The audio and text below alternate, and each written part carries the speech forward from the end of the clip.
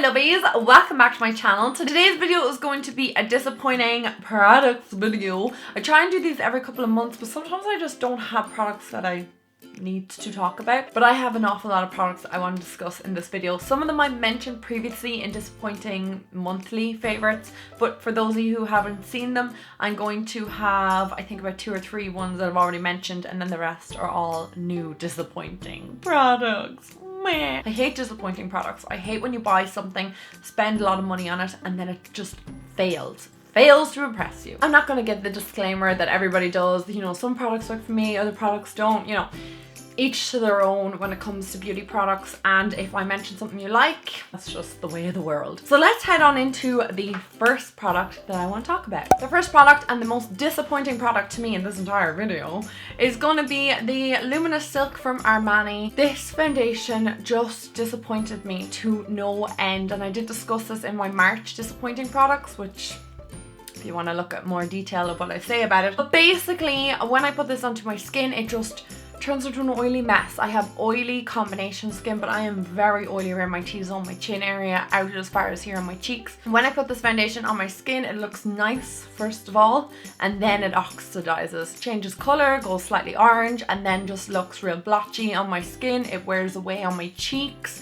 It just looks awful, and then it just gets really oily on me. Oh, hello Harley. It just looks really unnatural on my skin. It looks like I'm wearing an awful lot of product. It's cakey, it looks an oily hot mess, and I'm just sad because this cost me like, I think €38, and I bought it in the Loop, which is Dublin Airport, like duty free. But if you were to buy this in Brown Thomas, it's about 50 odd euro, maybe even 60 euro. It's very expensive, and for it to not perform properly, that's just highly disappointing. So this is unfortunately going to be donated to a family member or friend of mine. The next disappointing product I want to talk about is this 1X, I don't know what it's called. It's a purifying peel off mask. So it's one of these blackhead masks that, you know, when it comes out, it's like black tar, and you place it over your blackheads, over your nose, you put it on your chin, in between your brows, wherever, and you peel it off, and it peels away all of your blackheads, and you look amazing and your skin looks divine. This does nothing for me. I don't know if it's the brand. I bought this on Amazon. It cost like €13. Just presumed this was going to change my life and get rid of my blackheads over my nose, and it didn't do anything. I don't think this is a good product whatsoever. I don't really think these pore things are good unless it's like the pore strips, you know, the Biore, is it Biore? I'm not sure the actual brand, but I will put a picture here. They are amazing. I just presumed this is going to be a liquid form of that, but it did nothing. I didn't see any blackheads come off my nose. I bought Penny's nose strips as well. They cost like €1, and they performed a little bit better than this. I think that these masks are a little bit of a gimmick. I don't know. Let me know what you guys think. Have you tried them before and they've worked amazingly well for you? But for me, just, I don't know, didn't do anything at all. This product disappointed me again to no end, and it's the Kylie Cosmetics eyeshadow palette in the Royal Peach. I think that's the name of it, the Royal Peach palette. Looks like that on the inside. First of all, it's the most kind of mist match eyeshadows. You know, normally, you know, things like that don't really bother me because I will dip into it for maybe a blue or something like that. I have so many different eyeshadows on the go that something like that doesn't really bother me, that it's not a cohesive palette. But for you, if it's your first and only palette, then you might be a bit bothered that it's not cohesive. That's not my issue with the palette. My biggest issue with the palette is the pigmentation, or the lack thereof. So you can see that green shade looks amazing on my finger. Same with the purple there. We'll take a bit of the peach. They look so good. But when you go to blend them onto your arm, eye, or wherever, where's the pigmentation gone? Disappears. It's just rubbish. My palette also has a very strong chemical fragrance. I made an entire video all about that. It was €45, and then to get it shipped to Ireland cost another €15 or $15, sorry. In total this came to about 70 or 80 euro, thereabouts. That's just not worth it for me, to be honest. I've used this palette about 3 or 4 times, and every single time I'm disappointed. I just don't like the pigmentation. I don't like the looks that it creates. I just don't like this eyeshadow palette, and that's just my 2 cents on it. The next product I want to talk about is actually a lipstick. Now, this lipstick I wore for the Feeling Fearless campaign from Beauty Bay, and I loved the color, and I do love the color. The color is amazing. It's not the issue I have. You can see how gorgeous that shade is. It's really vibrant and really amazing. I just thought it would be perfect for creating, you know, really bright lip look. It's a gorgeous shade, yes, but this does not last at all on my lips, like at all. I literally talk 3 or 4 times and it's gone, and it goes patchy on my lips as well, so it kind of like wears away. I thought because it was like a creamy lipstick that it would have great lasting power, but it just doesn't last very well. I've never tried any of Ilamasqua's lipsticks before, so I don't really know, or didn't really know what to expect from it. But if they're to go by this one, I don't think I'll be buying any of Ilamasqua's lipsticks. I was just highly disappointed with the longevity of this lipstick, especially since this is an expensive lipstick. I think it was like €22, something like that. So it's not the cheapest lipstick by any means. You want it to stay vibrant and last like that on your lips, and it just didn't do that for me, which was a bit sad.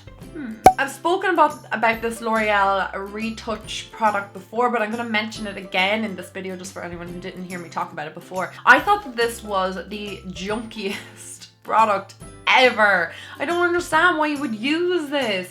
It didn't cover up any of my darkness. Like, I obviously wanted to cover up my roots and kind of make them blend a little bit more into the blonde. That's what I wanted it for. I know it's to cover up grays. Look, it just didn't work for me. It was really powdery. There was product everywhere. It was spraying all over the room and coloring things. I touched my hand and I had like coloring on my hand, but it wasn't coloring my roots. I know it's for coloring grays, like I said, so maybe if you have blonde hair with just a few grays growing out, you're naturally blonde, it might work for you. But if you are a brunette like I am, then you're gonna have a tough time with this, and don't bother, don't waste your money on it. If it works for you, that is great. I'm not doubting that the product may work, but just for me, it just fell short and I was just not happy with it. My next product is actually from Makeup Revolution, and this is a new product that came out from them. It's literally only out a couple of months, or even like 6 weeks maybe. It is their skin finish, and this is in the color Bronze Kiss. So it looks like that. It's a cream bronze product. It's supposed to give a little bit of glitter, and if you have a tan, it'll like make your skin luminous looking. I suppose it's supposed to be like the Nooks. Obviously that's a liquid product and this is a cream product, but I presume it's supposed to give like your skin like some sort of luminous and glitter.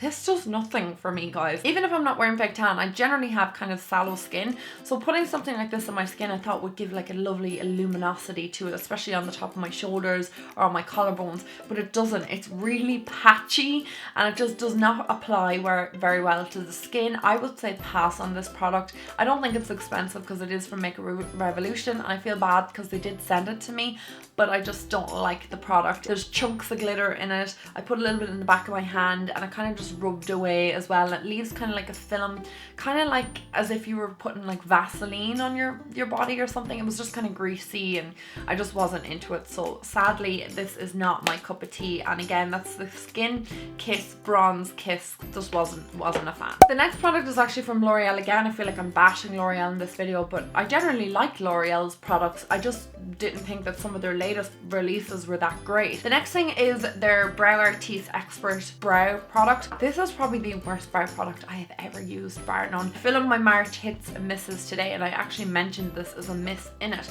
but just in case, like I said, you didn't see that video, I'm going to explain about it. So it looks like this. It's kind of like an angled brow product, kind of similar to the Benefit one, that's the one I'm thinking about, and you just place it through your brows. It's supposed to make applying your brow products really easy. There's a spoolie on the other end so you can brush through the product. That's not what I have the issue with. I did this in a first impressions video, like full face first impressions. I applied it through my brows. When I look back at the footage, I was like, oh Aisling, your brows are a patchy hot mess. This product does not apply seamlessly. It applies patchy, and when it is applying, there's like bits of it as well coming off, so you're probably not going to be able to see it there. I'll zoom in for you. It's really patchy and crumbly. I don't know if you can see that there, but there's like big chunks that come off it when you are applying it, and you can see that it's not like one opaque stripe line it through the brows. It kind of applies like that, so you'll get like big chunks in it, and oh, it was just a mess. Like, I'm just not an expert at the brows, and I thought this product would make my life so much easier, but it actually made my life harder, and my brows look disgusting. So I will be chucking this in the bin because there's not even a point in giving it to somebody I love, because I wouldn't inflict that upon them.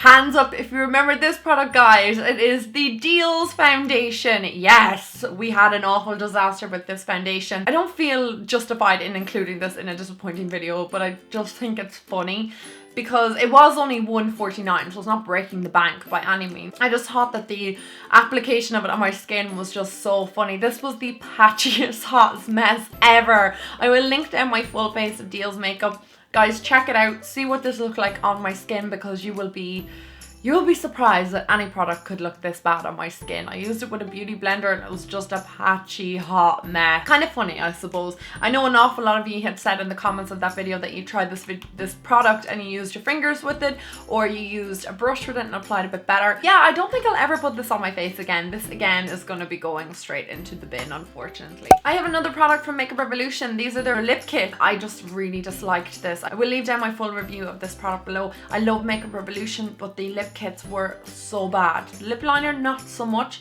but the liquid lipstick was so sticky and it just made my lips stick together, and when I separated them out the product like peeled away, and it was, oh my god, this was a horrendous product and just not something I ever want to put on my lips ever again. The colors were so pretty as well, so that's why it's really disappointing for me, because I just really wanted them to work. But they didn't. Maybe they did work for somebody out there, but for me, they just weren't my favorite. The second last product I want to talk about is this little guy. This is the Silly Sponge. I had every intention of doing a full video on this because this was so difficult to get my hands on. I think I was on a waiting list from like November and I didn't get this till like January. I was going to do a full first impressions, but I lost my patience and I just went and used it, and I just don't get this product. I really don't understand it. I get that it's supposed to stop eating up your product and, you know, it's easier to spread your foundation with it, but for me it just was a pointless mess and it ended up just caking makeup all over my face. I ended up having to go in with a brush or a beauty blender afterwards to blend it all out, so I just thought that it was a bit silly and pointless, and I didn't find that it worked really well for me. I know some people who love these products, who love the silicone way to apply your foundation, but for me it was just a bit of a miss. So yeah, I think I will stick with my beauty blender and brushes. I'm clearly not evolved enough for something like this. The final product I want to talk about is mascara, and this is the Perversion mascara from Urban Decay. I know I had mentioned this in a video. I didn't actually go into details on why I don't like this product, but I did mention it in a video that I just wasn't keen on it. I just did not find that this worked for my lashes. I have very short lashes, so any sort of volume is very welcomed from me, especially from a mascara, and I love mascaras that separate your lashes, but this just did nothing for me. It just actually left my lashes looking a bit flat and kind of straight, and I just didn't like it, so I would never ever repurchase this. I think this is like a sample or trial size I got in a kit, or maybe it is a full size, I don't know, but I wasn't keen on it, and I don't think I'd ever use it. It's my 2 cents on the mascara. Okay guys, I think I've covered as much disappointing products as I possibly can today. Usually when I'm done with these disappointing products videos, the products either go to friends or family. Will either leave them for like, you know, full face of disappointing products, you know, if I want to put on products, or I will put them in empties and talk to you about them in an empties video. So they don't really get like put back into my makeup collection, but they do somehow get used again or just discarded if they're really bad, like that foundation from Dealz. Like I said in the beginning, makeup is a personal thing, so it just depends on whose face it's going on to and will it work or not. I hope you guys enjoyed this video nonetheless, and I hope I didn't moan too much. Please give this video a thumbs up if you did enjoy it. Let me know what your most disappointing product is as well, guys. I would love to know, because I'm always kind of trying to stay away from the disappointing products. But let me know what disappointed you and why, and yeah, I will talk to you guys all in my next video. I love you guys so much. Mwah. Bye!